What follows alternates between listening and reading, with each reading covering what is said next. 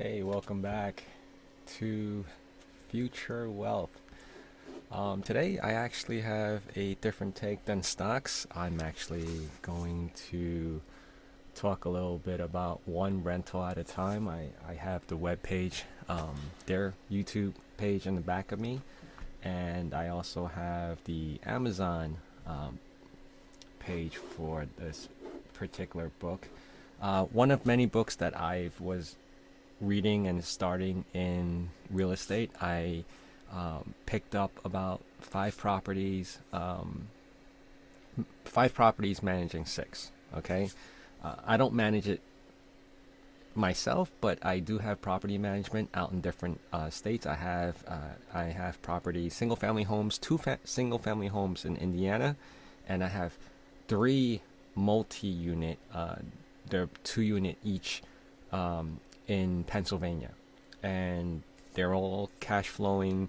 It's doing great, and there is a formula for purchasing these properties. They do require, unfortunately, because I purchased it under LLC.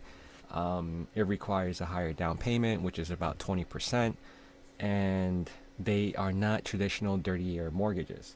So they are 5 years fixed, and then it's a total of 20 years. And then I would either have to refinance after the fifth year, or it's a variable, depending on whatever the interest rate is at that time.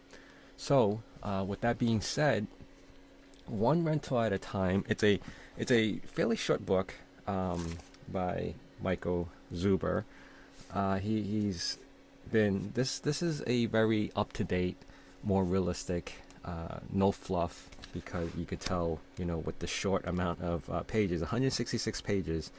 It's straight to the point, and I find it very easy to read, very friendly, and like I said, it's if you were to consider getting into real estate, now whether it's a single family home or any 4 unit and below, it's a great start. Um, I'm located in New York. I do have a property in New York, and I honestly, in my opinion, I would not suggest trying to cash flow or find anything affordable in New York City. Depending which part, obviously, but for the most part, most of New York is pretty high. So I would, probably opt to the Midwest, mid states. There's places like, I looked into Phoenix. I looked into Maryland. Pennsylvania is great. New Jersey is a little too close to New York, so I would say no. But but it depending on how far you go, it's probably okay. So that's my take. I do have a spreadsheet back here, and you probably could see that. So what I do is when I try to look for a property, I put it through a formula that I go through. And I would probably, I'll detail that out later so on. I list the different areas that I have, and I would go through a lot of properties that people may have recommended to me, and I would look into the area, or I just, or I go into the areas that I'm familiar with. So, I would, let's just take, for example, let's go back to new 2020. These were the properties that I was looking back in 2020. I did not make any of these purchases. I was just considering putting numbers in place, how much it would be worth at 9, the cap rate. I'm not going to go into details of what all that is at the moment, because there's so many other gurus on YouTube that explain it a hell of a lot better than I can.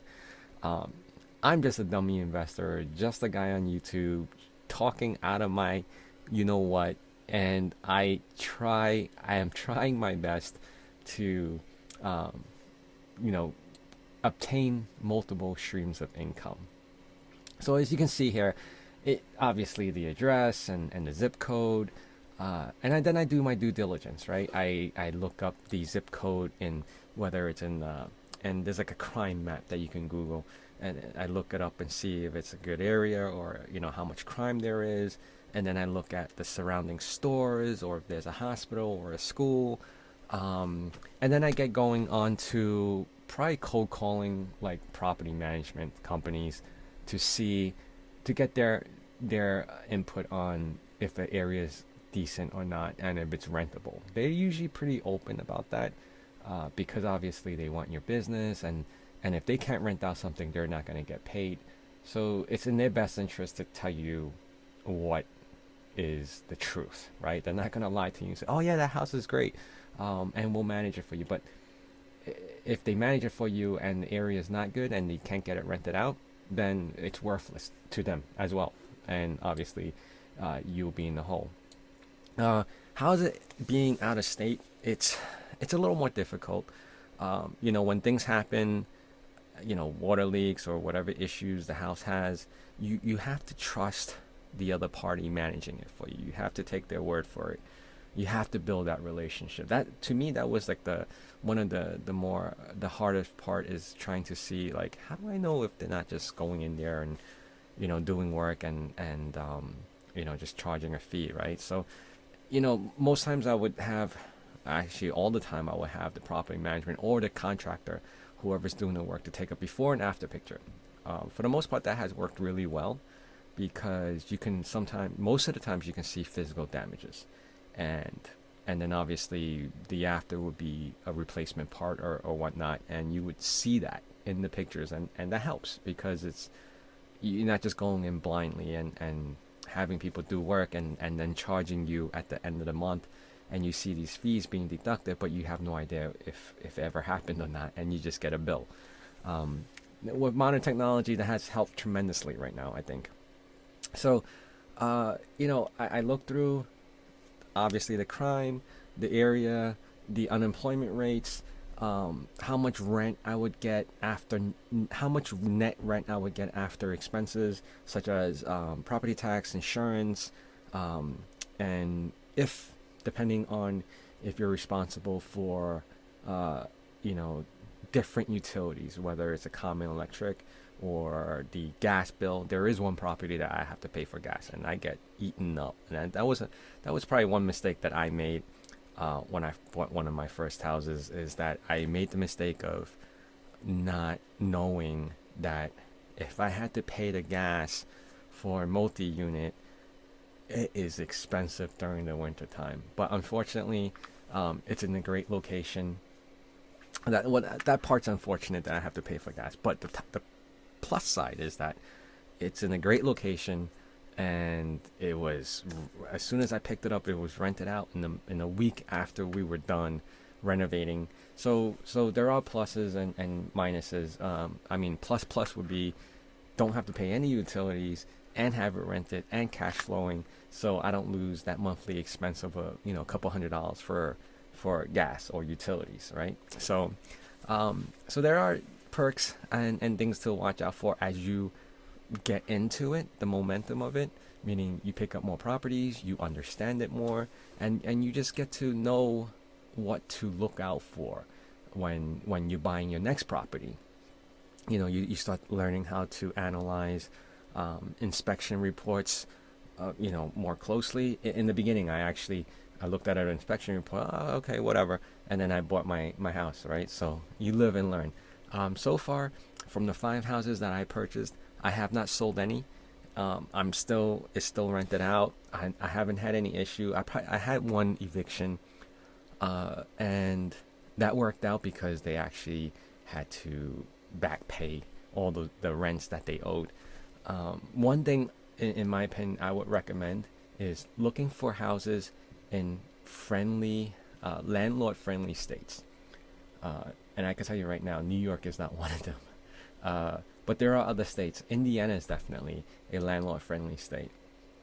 I haven't had a situation in PA, but most times, if I would say, and I'll end it with this, is that if you buy in a good neighborhood where the school district is good and people that you're placing into your rentals have decent to good credit scores, they're not willing to compromise. And then they're not gonna, try to avoid paying rent, because once they do that and you have an eviction going on, their credit is shot, right? Because then that prevents them from doing what they wanted to do, if this is the case, meaning you know, they wanted to get a loan to buy their own house, buying anything on credit, you know, like a car. Uh, you know, a lot of things prevent you from achieving if you had poor, uh, you know, credit on personal credit, because yeah, I think with the financial crisis, with the real estate crash, during that time they were just lending it out to everyone, even if you know you had a part-time job, not making much, and they were giving you like, you know, a couple $100,000 loan on a house, right? So I think they learned that lesson from that. But that's one thing I would do. It's when you're looking at a house, make sure low crime, good school district, and people who qualify. That's it. All right. If you got anything from this video, please thumbs up, like, comment, and see you guys again soon. Watch for my next one. Bye.